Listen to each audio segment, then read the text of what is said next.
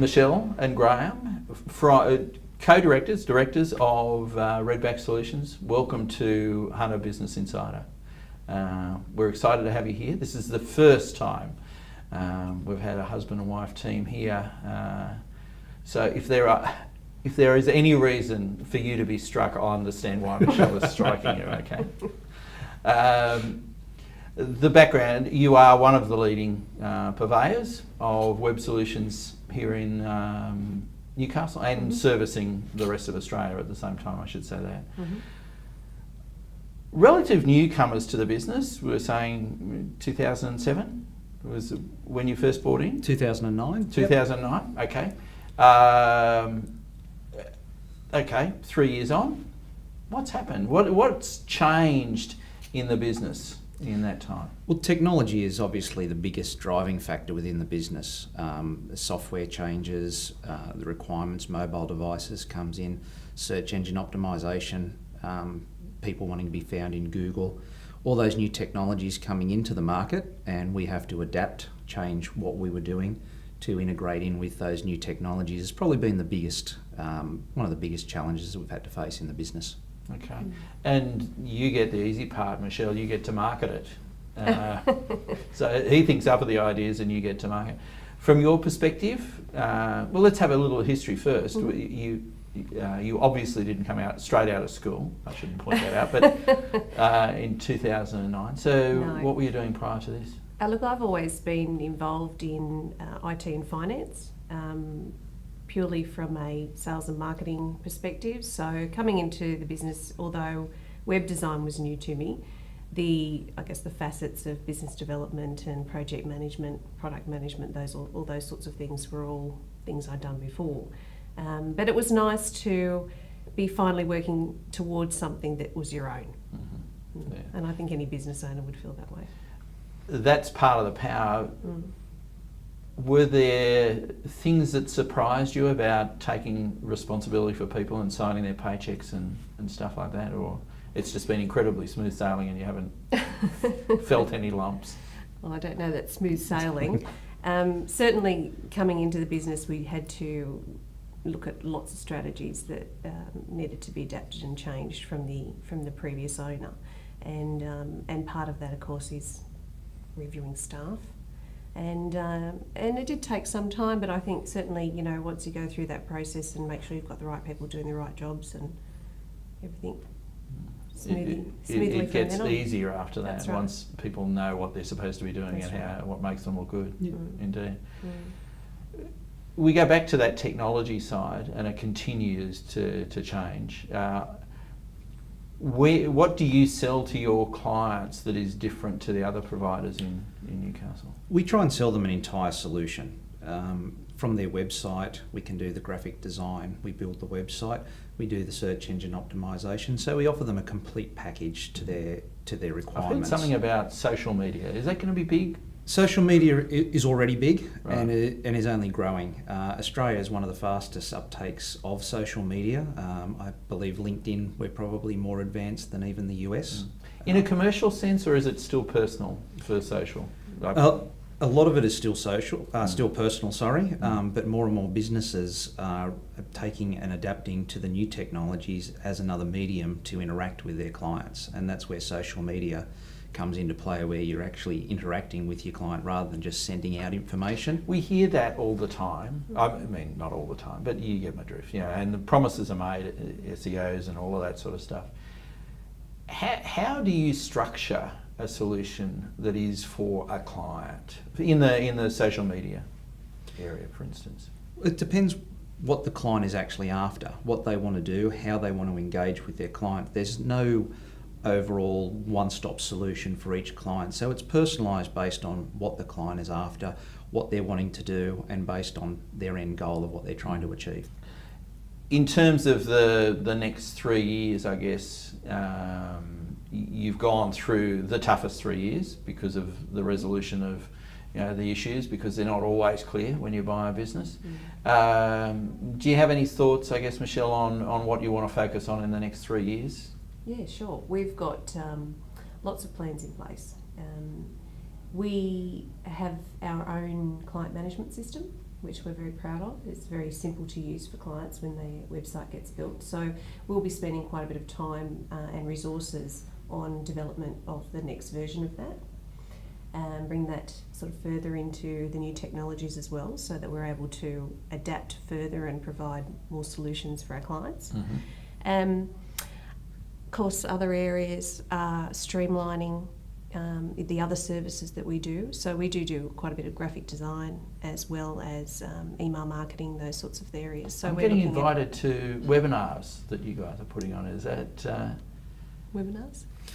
Webinars is probably just another way of not having to have everyone into a room to share your experience.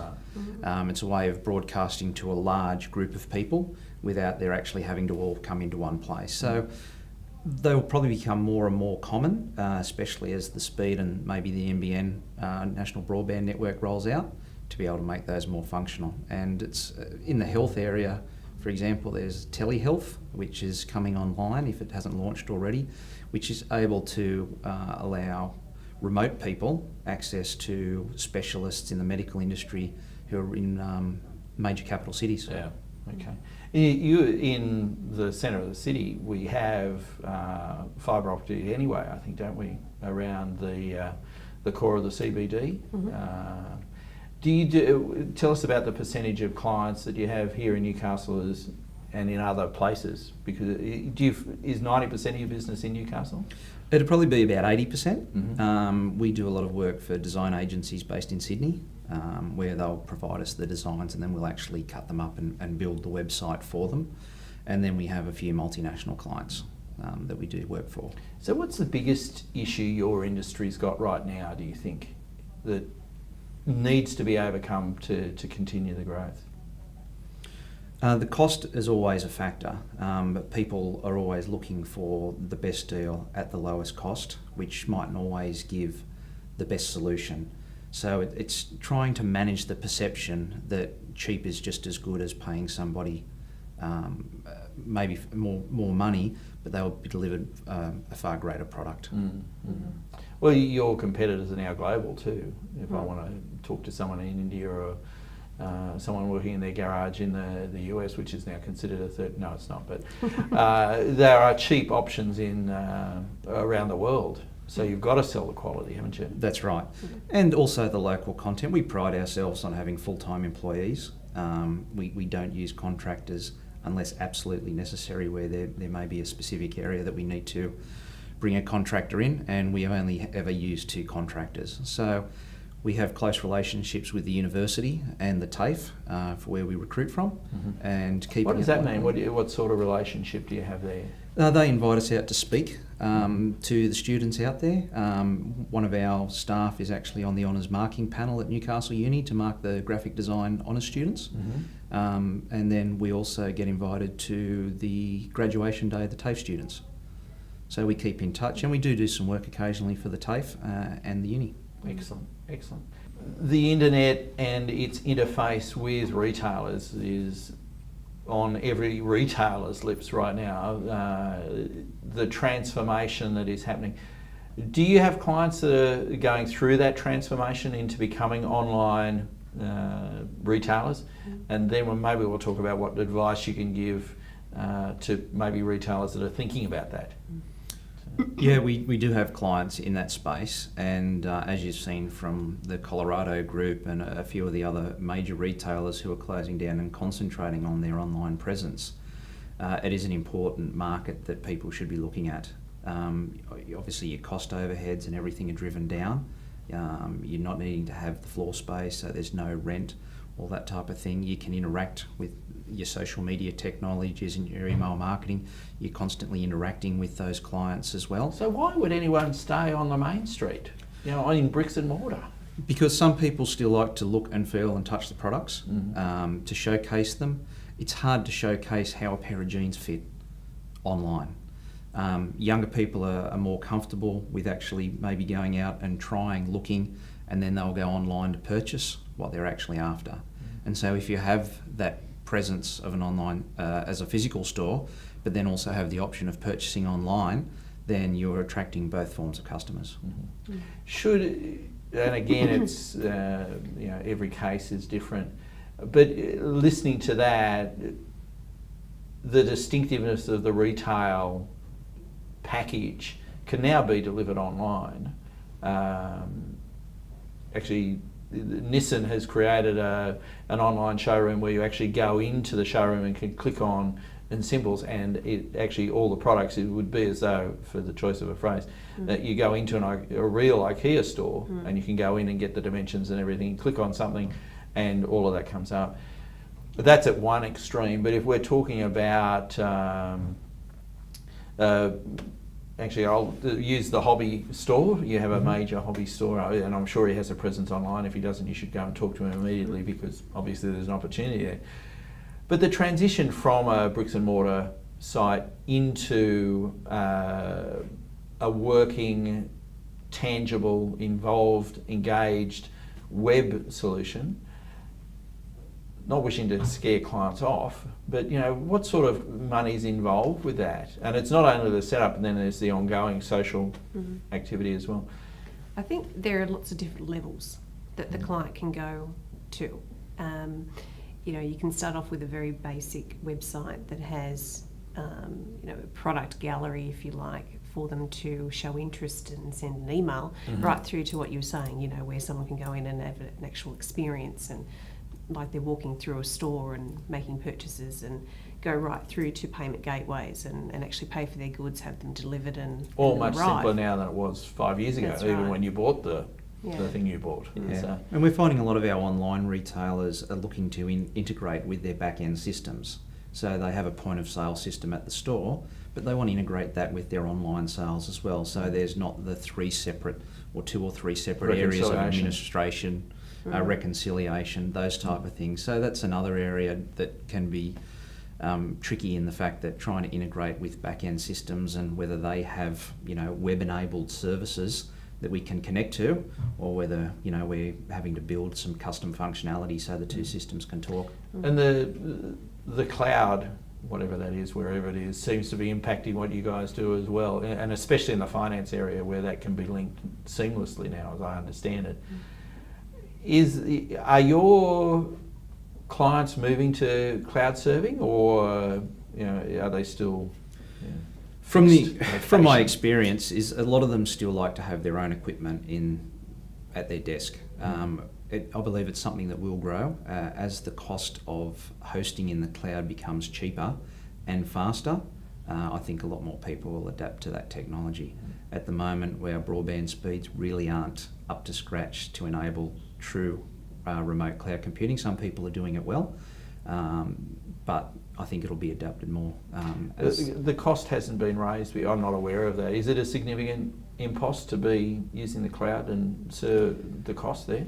Or? It's probably slightly more expensive, and as anything new, the cost will come down as more and more people take up the option, and as it becomes faster and more available. A lot of people still like to feel that they own the gear. The whole idea of it's the sitting cloud on my desk. The cloud is, well, who owns it? What am I doing with it? What happens if something goes wrong? Type of thing. They don't feel like they have control over it.